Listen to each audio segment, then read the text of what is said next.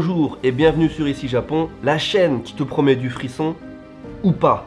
Aujourd'hui nous sommes à Shikoku dans le sud du Japon et on part à la découverte de l'un des villages, que dis-je, du village sûrement, qui m'intrigue le plus dans ce pays. C'est un village de montagne qui a été abandonné de sa population, mais il n'est pas inhabité pour autant puisque tous les habitants ont été remplacés par des poupées. Alors si vous êtes un habitué d'Ici Japon, si vous suivez mes vidéos depuis des mois voire des années, eh bien déjà je vous en remercie. Ouais. Le staff de l'hôtel qui me court après parce que j'ai oublié de prendre la glace au lait de la région qui était offerte. Qu'est-ce que je disais? Oui, si vous me suivez, merci beaucoup. Si vous me suivez pas, bah, abonnez-vous, hein, vous loupez plein de trucs. Et si vous me suivez, surtout, vous savez qu'on a déjà essayé d'atteindre ce village l'hiver dernier. Simplement, il était isolé, complètement bloqué par la neige. Ah, ah, ah, je sens plus mes doigts.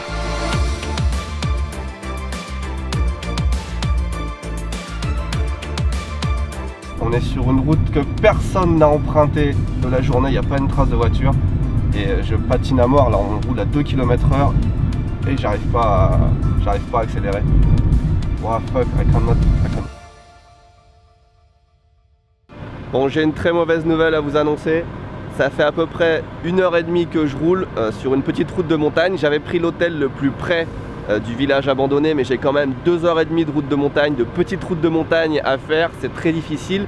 Et après 1h30 de route donc, j'arrive à cet endroit où la route est bloquée, ils font des travaux. Là il est 9h20 et la route est bloquée jusqu'à 9h50, donc j'ai 30 minutes à attendre ici. Et apparemment c'est pas les seuls travaux qu'il y a, étant donné que mon avion repart ce soir à 8h, j'ai 3h30 de route jusqu'à l'aéroport normalement.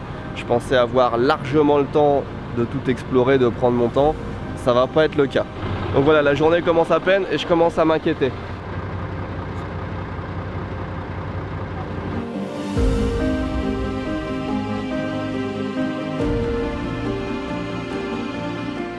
C'est dingue les couleurs du paysage. Je pense que je suis arrivé à l'endroit parfait, au moment parfait pour avoir les koyo, les couleurs d'automne, on appelle ça les koyo en japonais, pour avoir les couleurs d'automne, mais vraiment idéales. J'ai même vu un crew de télévision juste en haut là, qui prenait des plans de la vallée tellement les couleurs sont magnifiques. Drone.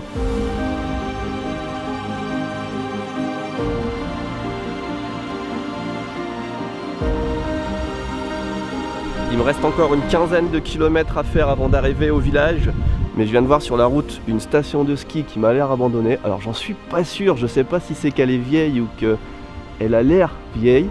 Regardez-moi ça. Faut que j'en ai le cœur net.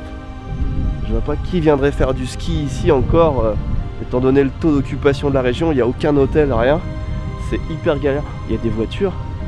Le parking de la station de ski apparemment est utilisé comme un héliport. Il y a des gens avec un hélicoptère là-bas, je vais aller voir de quoi il s'agit.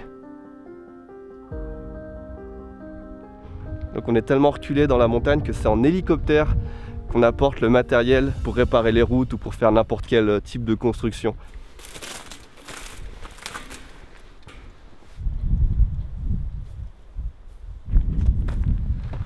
C'est clairement abandonné depuis plusieurs années.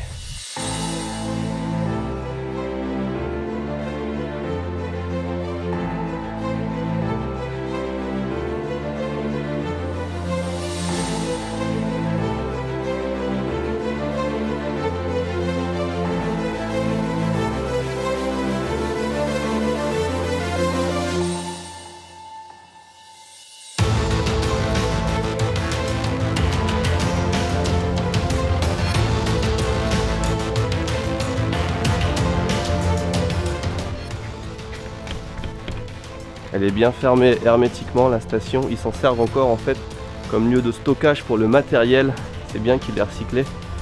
C'est toute la région de Shikoku hein, qui souffre de cette migration vers les villes, comme d'ailleurs beaucoup de provinces, d'endroits ruraux au Japon. Donc là ça fait des kilomètres et des kilomètres que j'en vois hein, des bâtiments abandonnés. Celui-là c'était le plus intéressant jusqu'à maintenant.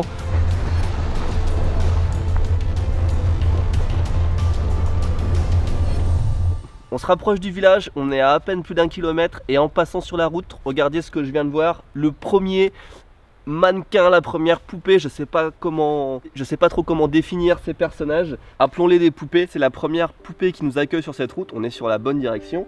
Derrière moi il y a un espèce de hameau, en fait c'est juste une maison et une entreprise de je sais pas 900 mètres avant d'arriver au fameux village, et je viens de tomber sur un petit temple encore dans un hameau de quelques maisons, avec à l'entrée une poupée qui nous accueille et 3 autres là-bas posées sur les marches.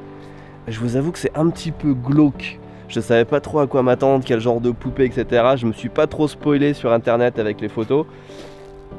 Et c'est un peu... c'est plus bizarre que je pensais.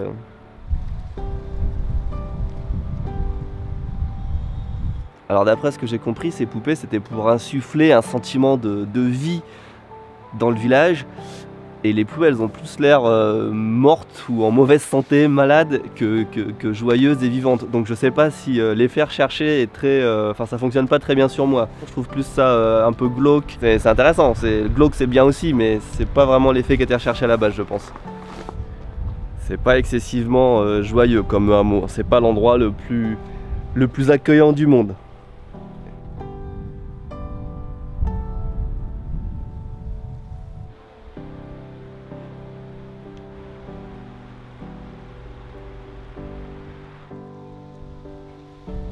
D'après ce que je comprends, chaque poupée représente une personne qui a quitté le village. On n'est pas encore arrivé dans ce village, on est toujours à quelques centaines de mètres, mais déjà dans les maisons qui précèdent le village, on voit des poupées. Là, devant ce bâtiment abandonné, on a toute une famille en fait, les 5 membres de la famille avec 2 enfants.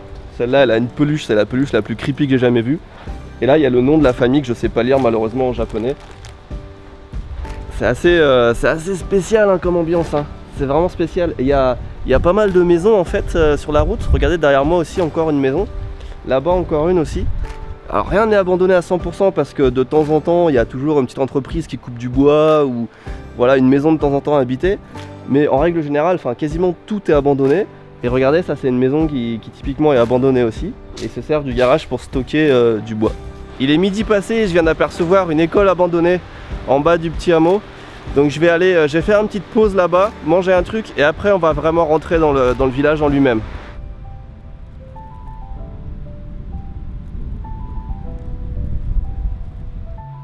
Ce que vous avez marqué là, ça veut dire Shogakko, c'est une école primaire.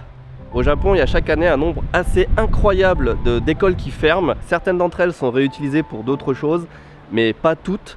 Celle-là, elle est à mi-chemin entre les deux.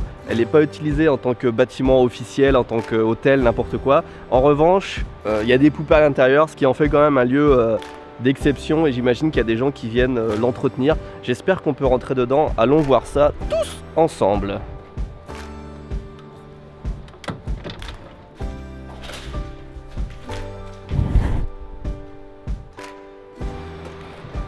Oh oui, c'est une victoire. C'est une victoire, on peut rentrer. Waouh, c'est incroyable. Le bâtiment principal de l'école est fermé, on peut pas y accéder. En revanche, ils ont laissé le gymnase ouvert et ça c'est extrêmement sympathique. Oh mec, c'est fou, j'ai envie de garder ça pour la fin.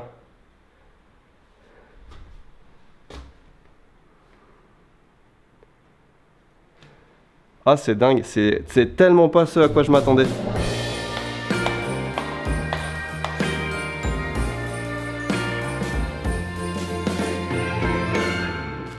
C'est un truc de malade.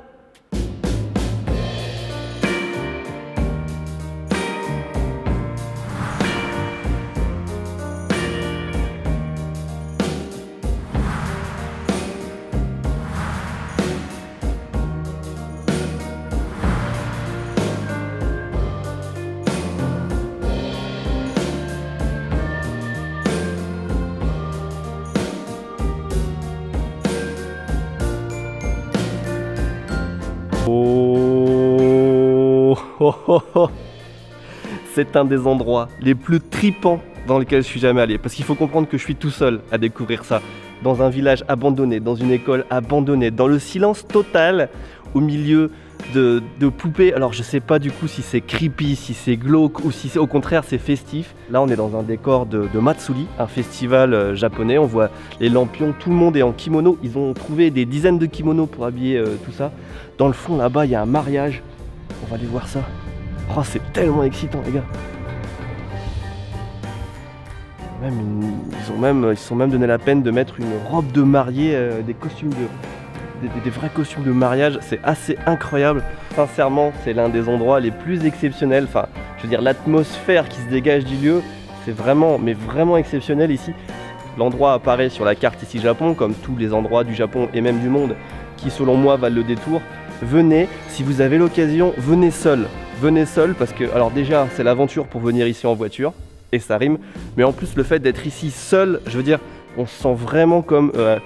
je sais pas, la dernière personne vivante au monde. Je sais pas si ça fait du sens, parce que je suis dans un village abandonné où tous les êtres vivants ont été remplacés par des poupées et je suis tout seul. Donc j'ai vraiment l'impression, c'est même pas post-apocalyptique, c'est genre tout le monde a disparu d'un coup et a été remplacé par des poupées. Et je suis la seule personne qui reste pour témoigner de tout ça.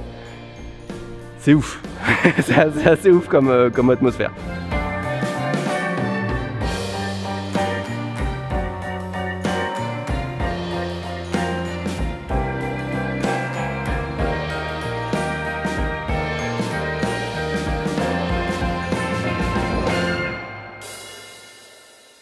On a déjà vu pas mal de choses, mais j'ai l'impression que c'est pas fini. J'ai le sentiment qu'il y a encore beaucoup de choses à découvrir ici. En plus, il me reste encore un peu de temps. Ce qu'on a vu là, c'est l'école et la salle commune, mais ça n'est pas le village en lui-même. Le village est un peu plus loin. On part le découvrir dès maintenant. Personnellement, je suis ravi de cette journée. On est arrivé dans le village, il n'y a pas de doute possible. Il y a des poupées partout sur tout le bord de la route. Regardez, il y a un tuyau qui amène l'eau de la rivière dans ce petit bassin. Et ça ne sert à rien, c'est pour alimenter un faux magasin. Il y a des souvenirs avec le prix dessus, ça coûte 2000 yens. Je me demande si on peut... 1000 yens. J'ai l'impression qu'on peut les acheter en fait en souvenir. Je pensais que c'était un faux magasin et c'est un faux magasin, mais on peut quand même acheter des choses. Ça, là, ce que vous voyez là, c'est des souvenirs du village. Donc je vais acheter quelques souvenirs, je vais en acheter un pour moi déjà. Et puis je vais acheter au moins un cadeau pour mettre sur Club Japon. C'est lui qui les fabrique, les souvenirs du village. Ils ont pensé à tous les détails. Il y a le four ici.